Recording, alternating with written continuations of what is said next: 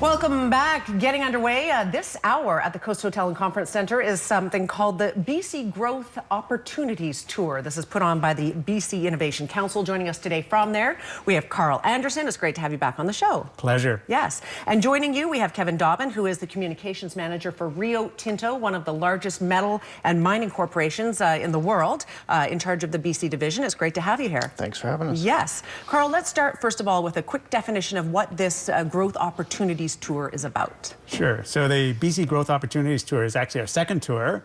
We had a slight name change. It was the Regional Innovation Opportunities when I was here in February. Yes. And what we're basically trying to do is have people bring opportunities to the region. So what we do, we call it market pull. And the idea is we come with actual opportunities that businesses here can work on, build their business, and actually sell it other ways. But we actually bring them an opportunity they can make money on and move their company forward. And for people who come as presenters, they're looking for special solutions they can't find elsewhere. So it's a way of opening up innovation so that they can find things and build their business and increase their business as well. So it's a twofold improvement. Okay, so it's something that you as a company, your Rio Tinto has definitely benefited from.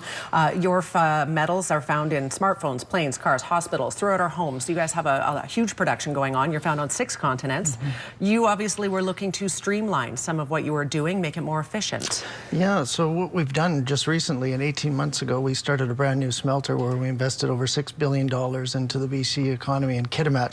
So we innovated our new smelter. But the opportunity with the BC Business or Innovation Council and with Carl's team and going through the last few sites with them and the road shows has been great as far as innovation. We've been meeting and networking with different businesses, small businesses, larger businesses, about how we can increase that innovation. And it's a great opportunity for us. We're always trying to be competitive in the market. We're always trying to innovate and continually improve. So it's been a great networking opportunity for us. And in your line of work, there is a lot of pressure to leave a smaller carbon footprint than the year before and the decade before. And you're achieving that. Yeah, through the investment, the new investment, we've reduced our overall environmental footprint by 50%. And currently, we're one of the lowest carbon footprint smelters in the world, if not the lowest. But we always try to improve that. And through some of the help, through the innovation, through the people that we're meeting through these sessions, I think we'll be able to continually achieve that and continually to grow. Tell us about some of the people that you're meeting and some of the innovation that you come across that you may have not been aware of before. Well, there's small businesses. There's a software company in Kamloops that we met in Prince George that is working in Mongolia and working around the world that we didn't know of, and maybe they didn't know about us. And so we've built a bit of a relationship with them. You know, it's a work relationship, is a work in progress. So we're building that relationship. But the things that they do and the software they can develop, it's rather than going to a huge, larger firm, we can go to a smaller firm and customize opportunities and customize innovation opportunities that we have. And I think it'll be really successful. It's about meeting people on a global scale, but also about meeting people in your own backyard, perhaps, Carl, that you didn't know existed here. It sounds like you had that experience. Yeah. I think that's really where it's at. So this whole twofold is we actually want companies that come here on the regional growth opportunities to tell us a little bit about who they are, why they're special, and then that's the sort of thing. So what happens is you get this networking effect that happens, and we also go further because they've seen and because we have a further reach, there's other innovation opportunities that can come into them. But it's really powerful in the fact that you're able to talk to somebody from the place and say, is this really what you're talking about? Is this something you want? And get an answer, as opposed to, I'll send you an email. It's very powerful that way. Rio Tinto, of course, is a multi-billion-dollar company. So for people sitting at home thinking, well, yeah, I just have this small little company I'm not doing very much with, they shouldn't be intimidated. They should come and explore it.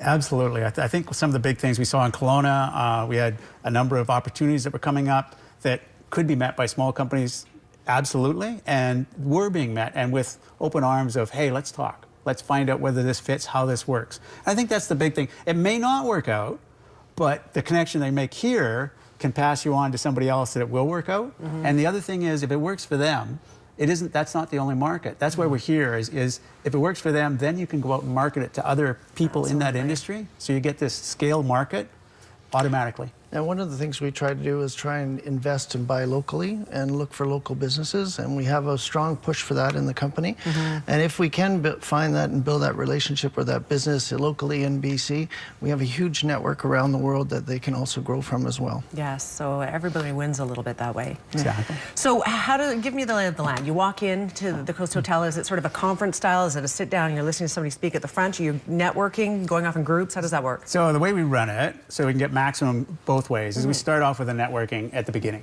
right? So you get a chance to talk about, you may not know who they are, whatever it is. Then when you're sitting and there is somebody, 10 minutes. So you get 8 minutes to talk about who you are, why you're special, and what you're looking for. And then 2 minutes worth of questions. We go through about 4 or 5 or 6 of those, and then we take a break. We have 15 minutes to network because you've already talked to people, you already know who you want to talk to. And then we go back and do some more companies, and we finish off with another networking at the end of it. So you get this opportunity to actually talk to the people that you've heard from and move that forward. And if that doesn't work, talk to us and we'll put you in touch with whoever you'd like to. Fantastic. So it's not too late to sign up. We have about 30 seconds, but I want to let people know they can register at the door. They can show up and just register. Absolutely. Yeah. More than welcome. Oh, fantastic. This might become more of an annual thing then. We're trying to do it twice a year if we can. Good.